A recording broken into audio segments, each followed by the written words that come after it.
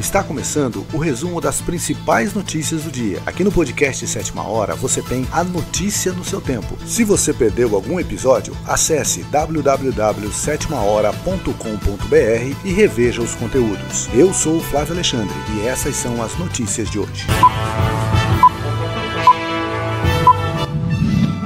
O mercado de carnes nobres cresce no Paraná. O mercado de carnes nobres vive um momento de crescimento no país. Com a demanda em alta por produtos premium, como a carne Angus, cooperativas do Paraná se consolidam em todos os processos da cadeia de produção e do negócio. A Associação Brasileira de Angus projeta um crescimento de 10% para o mercado interno nesse ano. A carne premium brasileira é objeto de desejo também para outros países. Para o mercado externo, houve um incremento de 68% nas exportações no ano passado, com expectativa de alta em 2024. A produção de carne Angus e de produtos premium no Paraná obteve grande destaque no mercado nacional e internacional nos últimos anos. Uma das razões do crescimento é a conquista pelo Paraná da chancela internacional de área livre de febre aftosa sem vacinação. Em 2024, o estado completará 3 anos do reconhecimento internacional assinado em 2021 em Paris pela Organização Mundial de Saúde Animal. Historicamente,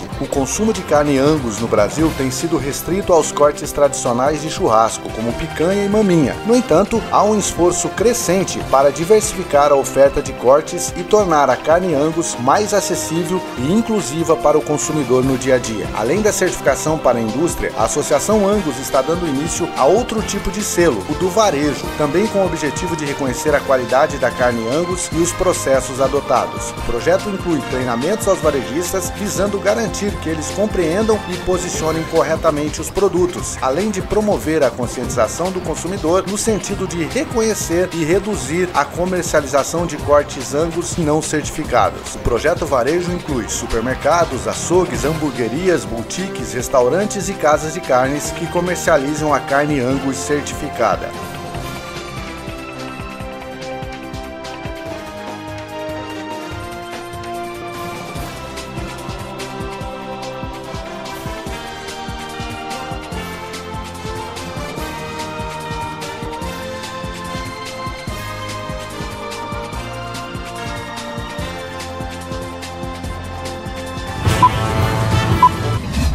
Ex-comandante do Exército complica Bolsonaro e confirma discussão sobre minuta golpista. Ex-comandante do Exército, o general Marco Antônio Freire Gomes, confirmou à Polícia Federal que foi convocado pelo ex-presidente Jair Bolsonaro, do PL, para a reunião em que se discutiu propostas golpistas contra a eleição de Lula em dezembro de 2022. Segundo fontes próximas ao general, Freire Gomes respondeu a cerca de 250 perguntas sobre os dias finais de sua chefia no Exército, em depoimento que durou mais de 7 horas na última sexta-feira. Ele implicou Bolsonaro como responsável pela manutenção dos acampamentos golpistas e se eximiu da responsabilidade pela participação das Forças Armadas como fiscalizadoras das eleições, ação que colocou em dúvida a confiança das urnas eletrônicas. Generais ouvidos pela reportagem afirmam que, apesar do desgaste institucional de um ex-comandante do Exército depor a Polícia Federal, foi a primeira vez que Freire Gomes teve a oportunidade de contar sua versão dos fatos após uma série de especulações serem levantadas. O relato do general ignorou, porém, que ele próprio disse a todos os generais da ativa em 10 de novembro de 2022 que os acampamentos não deveriam ser reprimidos. Também não levou em consideração a nota dos comandantes das Forças Armadas no dia seguinte, que continha tom considerado elogioso aos manifestantes em frente ao QG do Exército. O ex-comandante da Aeronáutica, Carlos Batista Júnior, está em situação semelhante. Ele prestou depoimento por quase 10 horas à Polícia Federal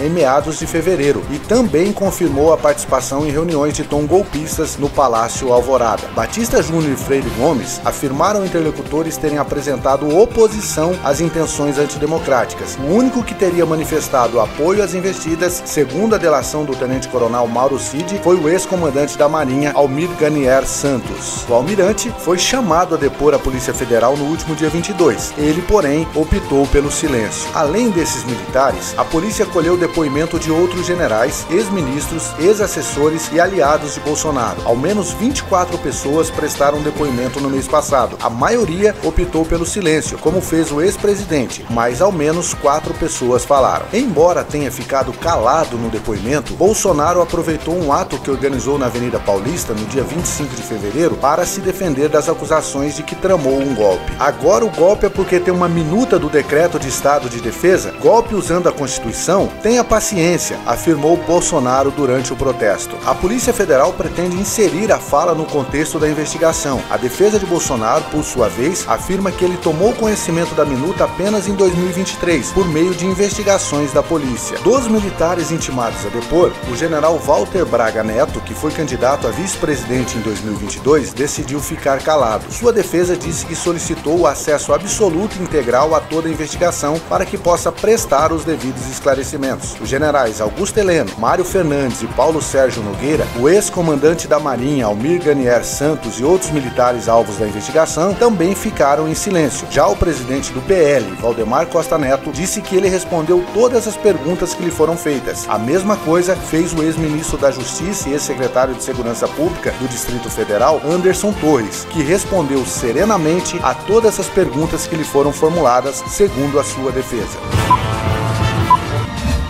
Lula assina projeto que regula a atividade de motoristas de aplicativo. O presidente Luiz Inácio Lula da Silva assinou nesta segunda-feira a proposta de projeto de lei que regulamenta o trabalho de motorista de aplicativo. O texto do projeto de lei complementar será enviado para votação no Congresso Nacional. Caso seja aprovada pelos parlamentares, passará a valer após 90 dias. No projeto, o governo propõe o valor que deve ser pago por hora trabalhada e contribuição ao Instituto Nacional do Seguro Social, o INSS. Eles terão direito a receber R$ 32,90 por hora de trabalho. Dessa forma, a renda mínima será de R$ 1.412. Vocês acabaram de criar uma nova modalidade no mundo de trabalho. Foi parida uma criança no mundo de trabalho. As pessoas querem autonomia, vão ter autonomia, mas precisam de um mínimo de garantia, disse o presidente Lula após a assinatura do documento. O presidente acrescentou que a categoria deverá trabalhar para convencer os parlamentares a aprovar a proposta. A proposta de projeto de lei é resultado de grupos de trabalho criado em maio de 2023, com a participação de representantes do governo federal, trabalhadores e empresas, e que foi acompanhado pela Organização Internacional do Trabalho, OIT, e do Ministério Público do Trabalho, MPT. O ministro do Trabalho e Emprego, Luiz Marinho, disse que o grupo discutiu se os motoristas de aplicativos deveriam ser enquadrados nas regras da Consolidação das Leis de Trabalho, a CLT. Segundo Marinho, a maioria da categoria optou pela autonomia, com garantia de direitos. O que nasce aqui é uma organização diferenciada, autônomo com direito. Poderão ficar vinculados a tantas plataformas quiserem, organizarem seus horários, mas terão cobertura de direitos, ressaltou o ministro. Outras regras previstas no projeto: criação da categoria trabalhador autônomo por plataforma. Os motoristas e as empresas vão contribuir para o INSS. Os trabalhadores pagarão 7,5% sobre a remuneração. O percentual a ser recolhido pelos empregadores será de 20%. Mulheres motoristas de aplicativo terão direito ao auxílio maternidade. A jornada de trabalho será de 8 horas diárias, podendo chegar ao máximo de 12. Não haverá acordo de exclusividade. O motorista poderá trabalhar para quantas plataformas desejar. Para cada hora trabalhada, o profissional vai receber R$ 24,07 por hora para pagamento de custos com celular, combustível, manutenção do veículo, seguro, impostos e outras despesas. Esse valor não irá compor a remuneração, tem caráter indenizatório. Os motoristas serão representados por sindicato nas negociações coletivas, assinatura de acordos e convenção coletiva em demandas judiciais e extrajudiciais. Em nota, a Uber informou considerar o projeto apresentado pelo governo como um importante marco visando a uma regulamentação equilibrada do trabalho intermediado por plataformas. O projeto amplia as proteções dessa nova forma de trabalho sem prejuízo da flexibilidade e autonomia inerentes à utilização de aplicativos para geração de renda. A empresa valoriza o processo de diálogo e negociação entre representantes dos trabalhadores, do setor privado e do governo, culminando na elaboração dessa proposta, a qual inclui consensos como a classificação jurídica da atividade, o modelo de inclusão e contribuição à previdência, um padrão de ganhos mínimos e regras de transparências, entre outros, diz a nota. A empresa afirmou ainda que irá acompanhar a tramitação do projeto no Congresso Nacional.